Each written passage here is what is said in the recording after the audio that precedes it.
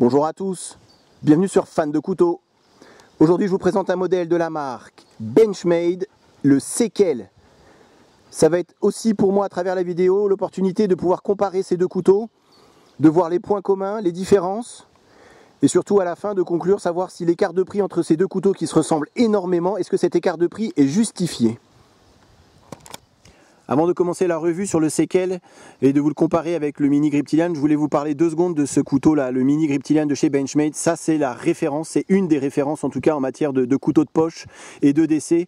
Honnêtement, on frôle la perfection avec ce petit couteau. Le seul reproche qu'on pourrait faire comme sur le Griptilian, le grand, le 551, c'est ce manche en plastique qui fait un petit peu toc. Ils ont sorti une nouvelle version avec un manche en G10, alors qui coûte bien plus cher et un acier de meilleure qualité que ce CPM 154. Mais déjà avec celui-ci on est quand même sur quelque chose de hyper solide, d'hyper costaud, d'hyper agréable à utiliser, et c'est pour ça que j'étais curieux de voir le Sequel. Alors je vous le dis tout de suite, celui-ci je l'ai acheté d'occasion, c'est pour ça qu'il est un petit peu usé au niveau du papillon et au niveau de l'écriture à l'arrière. Honnêtement, tellement ils sont proches, ça me faisait mal d'acheter celui-ci. Alors je vais le dire tout de suite, hein, les tarifs, comme ça vous allez pouvoir tout au long de la vidéo pouvoir voir si vraiment cet écart de prix est justifié. Donc ici avec le Mini Griptilian on est sur un couteau qui vaut 85 €. Et celui-ci on est sur 155 €. Donc vous avez 70 € d'écart entre ces deux couteaux. Et comme ça, honnêtement, à première vue, j'ai regardé pas mal de vidéos sur les vidéos de comparaison. Alors, la plupart des vidéos sont en anglais, mais au final, ils trouvaient que l'écart de prix n'était pas forcément justifié. Alors, s'il y avait 30 € d'écart, ok, mais là, c'est 70 € d'écart entre ces deux couteaux. On est sur exactement le même acier. En plus, vous auriez eu un acier un petit peu de meilleure qualité sur le Sequel, pourquoi pas, mais là on est vraiment sur la même qualité des aciers. Alors je vous les mets l'un à côté de l'autre, je vais vous donner vite fait les comparaisons pour qu'on puisse après rentrer dans la revue de détail. Donc on est sur une taille de lame sur les deux couteaux de 7,7 cm. Alors 7,6 sur le Griptilian, 7,7 sur le Sequel, on va pas chipoter pour 1 mm. Franchement c'est exactement la même chose. On est presque sur le même profil de lame, même si ici on est sur une émouture sabre. Donc on va dire plate à moitié, alors qu'ici on est plate aux 3/4. Avec une forme de lame forcément un petit peu différente, un faux tranchant sur les deux couteaux, ici avec un faux tranchant sur le Sequel un petit peu plus important. Mais franchement, grosso modo, à l'utilisation en tout cas, on va être sur exactement la même qualité de coupe, la même utilisation. L'épaisseur de la lame, elle est identique sur les deux modèles, c'est 2,5 mm. La pointe, c'est quasi pareil. Franchement, au niveau de la lame, mis à part ici, vous avez des cannelures, donc du jimping sur le haut du Griptilian. Vous n'en avez pas sur le Sequel. Mais autrement, franchement, au niveau de la lame, c'est vraiment identique. Le Sequel, c'est une collaboration avec McHenry et Williams. Alors ici, hein, comme je vous ai dit, couteau d'occasion, donc ça a été un petit peu effacé. Donc c'est exactement le petit frère du 710. Alors même si on ne retrouve pas forcément c'est pas le même acier, hein, sur le 710 c'était du D2. Et la forme de la lame n'est pas tout à fait la même également. Ici il n'y a pas de recurve. Par contre au niveau du manche on est vraiment sur un manche assez similaire. Donc pas de jimping sur la lame, mais un manche qui remonte légèrement avec un petit peu de cannelure au dessus. Mais vraiment très très légère les cannelures. Ici vous avez quand même, d'où le nom grip, on a un petit peu plus de grip sur le Griptilian. Alors j'enchaîne sur le manche. Donc comme j'ai dit, ici le Griptilian on est sur un manche alors on va dire c'est du plastique, no-reel. Franchement ça fait vraiment le seul reproche qu'on pourrait lui faire, c'est le plastique. Ici c'est un manche alu avec un insert en G10. Ça fait, on va dire que la grosse différence comme ça, c'est que le Sequel fait un petit peu plus gentleman folder que le Griptilian. Par contre celui-ci, regardez au niveau du manche, on est sur un manche un petit peu plus épais. Honnêtement, le Griptilian, il rentre un petit peu mieux dans la main. On a un petit peu plus de rondeur dans la poignée, dans le manche, ce qui fait qu'on l'a mieux en main que le Sequel. Le Sequel va être plus fin, donc plus facilement transportable. On est sur une construction semi-ouverte, avec une entretoise ici en G10. Donc c'est exactement la même construction que sur son grand frère, hein, le 710. Voilà. Ensuite, la différence aussi au niveau du clip ceinture, on est sur un clip ceinture avec le séquel qui est peut-être un petit peu plus soigné, un petit peu plus élégant. Ici, c'est vraiment le clip ceinture sur le Griptilian classique de chez Benchmade, alors que là, voilà, on est sur un clip, ça fait un peu clip de stylo. C'est un petit peu plus élégant à porter, donc comme j'ai dit, on est peut-être sur un... le séquel fait un petit peu plus gentleman folder que le Griptilian, mais est-ce que ces 70 € d'écart sont justifiés, sont justifiables? Alors oui, c'est dessiné par McHenry & Williams. Celui-ci, ça a été dessiné par Mel Perdu. Est-ce que ça fait une grosse différence? Je sais pas. Ici, on est sur des liners qui font la totalité du couteau, qui sont troués pour gagner un petit peu au niveau du poids, alors que sur le Griptilian, hein, comme sur son grand frère, on est sur des liners qui s'arrêtent aux 3/4. Est-ce que ça enlève un petit peu de solidité au Griptilian? Honnêtement, je ne pense pas. Le Griptilian, on est quand même sur un couteau qui est assez costaud, mais c'est sûr qu'avec les liners, ça va rajouter peut-être un petit peu plus de solidité lors des phases, si on doit faire un petit peu levier sur la lame. Mais là, c'est vraiment chipoté, hein. Alors bizarrement, et je termine là-dessus sur la présentation de ces deux couteaux, et surtout du séquel, c'est que le séquel il est plus léger. Celui-ci il fait 73 grammes le séquel, alors que le Griptilian il va faire 80 grammes, 79 exactement, on a 5 grammes d'écart. Franchement ça se ressent pas, et je dirais même que à première vue, comme ça, sans les avoir pesés, on dirait que le séquel est plus lourd, il fait plus lourd que le Griptilian, mais je les ai pesés, hein, les deux couteaux sur la balance, et effectivement le séquel est 5 grammes plus léger que le Griptilian. Avant de passer au test de coupe, je voulais apporter une dernière précision. Donc là, je vous les ai mis à côté du Ontario Rat 2. Tout ça pour vous montrer que ces deux couteaux, ce sont des petits couteaux.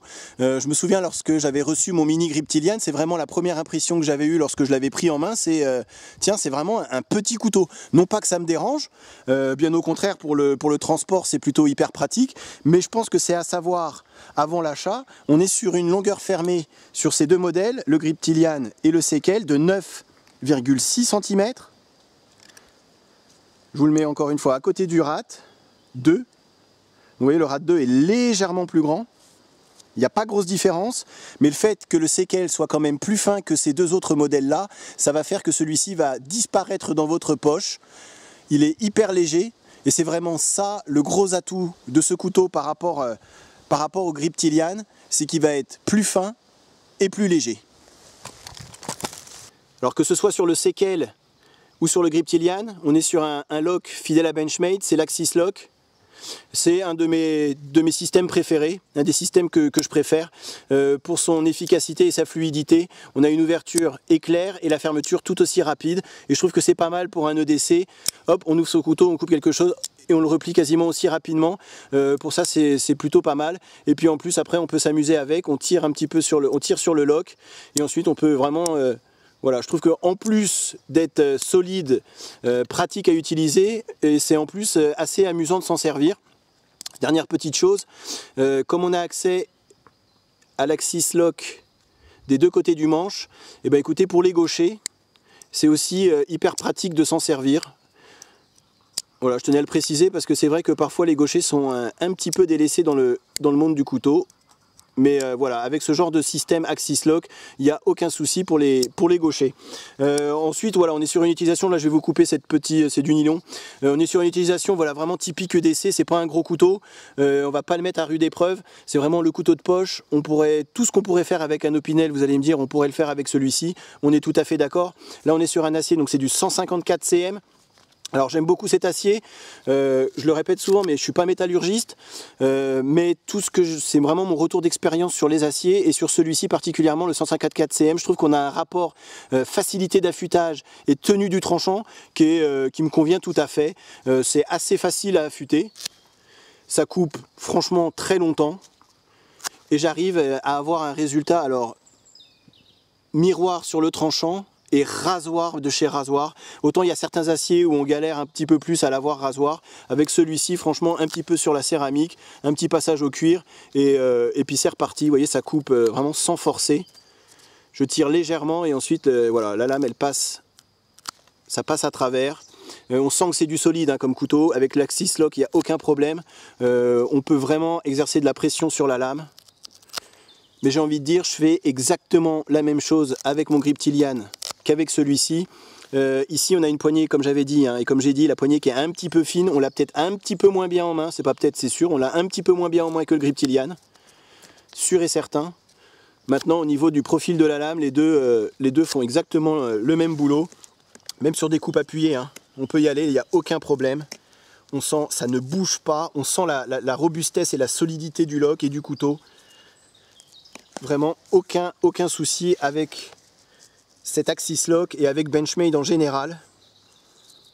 Ensuite, la question qui se pose, et je vais essayer de reprendre mon Griptilian, la question qui se pose, c'est, et que je posais en début de vidéo, c'est est-ce que vraiment ça vaut la différence de 70 € entre ces deux couteaux?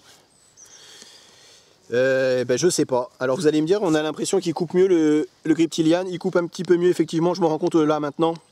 C'est que celui-ci je m'en sers beaucoup plus régulièrement que du grip. Voilà, le grip je le garde presque neuf on va dire.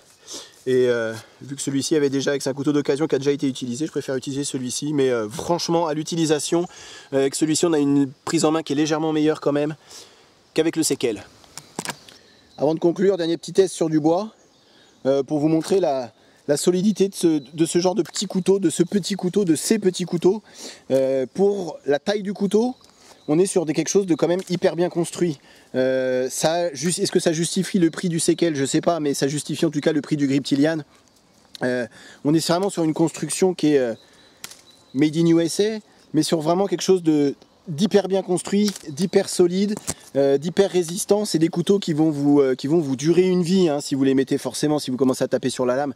Mais je veux dire, en utilisation normale de votre couteau, c'est des couteaux qu'on va pouvoir utiliser pendant une paire d'années. Ça coupe vraiment très très fort. Vous voyez, même sur du petit bois. Comme je vous ai dit, ça c'est vraiment le DC parfait. Vous avez ça dans la poche. Ça disparaît, c'est hyper léger, ça fait peur à personne et vous avez quand même une sacrée force de coupe et une sacrée puissance de coupe malgré cette petite taille de lame. On sent avec cette construction, avec l'Axis Lock, on sent qu'on est sur quelque chose d'hyper solide qui ne va pas vous lâcher et qui ne va pas lâcher. Vous voyez, on peut vraiment se tailler une pointe, un petit peu de travail de détail également, pourquoi pas. Donc vraiment, le prix sur un Griptilian, il est justifié à mon avis. Le prix sur un Sekel peut être un petit peu moins justifié, mais que ça soit avec l'un ou l'autre de ces couteaux, franchement on est sur du costaud, on est sur de la bonne qualité de fabrication, la bonne qualité des finitions et sur un couteau qui va vous durer une vie. Pour conclure très rapidement et essayer de répondre à la question que je posais en début de vidéo, est-ce que les 70 € de quart ils sont justifiés entre ces deux couteaux? J'aurais une petite tendance à dire que c'est pas justifié. Alors, on n'est pas sur une même construction, surtout au niveau du manche. Hein. Comme vous avez pu voir ici, c'est des liners qui font quand même la totalité du manche. On est sur un manche alu. Enfin voilà, il y a quand même quelques petites différences. Ici, c'est quand même un couteau qui est un petit peu plus fin, un petit peu plus léger, donc il va être un petit peu plus, on va dire, EDC, un petit peu plus couteau de poche qu'un mini grip. Même si celui-ci, franchement, il n'y a rien de rédhibitoire, hein. Franchement celui-ci il est tout à fait transportable, c'est comme je l'avais dit dans ma première vidéo sur celui-ci, c'est quand même un petit couteau, mais qui va être un petit peu plus encombrant qu'un Sekel. Est-ce que ça justifie cet écart de prix? Franchement, moi j'aurais tendance à dire que non. On est quand même sur la même qualité d'acier, la même qualité des constructions, et à l'utilisation au quotidien, j'ai même une petite préférence pour le Griptilian, du fait qu'on ait un manche en tout cas un petit peu plus ergonomique, même si ici ça fait un petit peu plus plastique, un petit peu plus entre guillemets jouet qu'un manche en alu avec ses inserts en G10. Franchement moi ça me dérange pas l'apparence, du moment qu'il est efficace et ergonomique et pratique à utiliser, c'est pour moi tout ce qui compte. Et j'aurais envie de dire que déjà à 85 € ça commence à faire pour un petit couteau de poche, donc 155 €, ça confirme ce que j'avais pressenti. En tout cas j'aurais jamais acheté ce couteau là à 155 €. Je suis bien content de l'avoir eu d'occasion parce que je m'en sers très régulièrement, je l'aime beaucoup, hein, ça n'enlève rien au charme de ce couteau là, mais à 155 € je trouve que ça commence à faire un petit peu cher pour la taille, surtout que le mini Griptilian, franchement, il lui arrive quasiment à la hauteur. Ça ne justifie pas, j'ai envie de dire, pour conclure vraiment que ces 70 €, ils sont pas forcément ils sont pas justifiés. J'y vais avec précaution parce que je pense que certaines personnes ne seront pas d'accord avec moi, mais moi, de mon point de vue, en tout cas, voilà, ces 70 €, ils sont pas justifiés. Si vous hésitiez entre ces deux modèles, il n'y a pas photo, prenez celui-ci, il fera vraiment aussi bien que celui-là et en plus vous économiserez de l'argent. J'espère que la revue vous a plu, que ça vous a été utile. Je vous dis à très bientôt sur ma chaîne. Salut!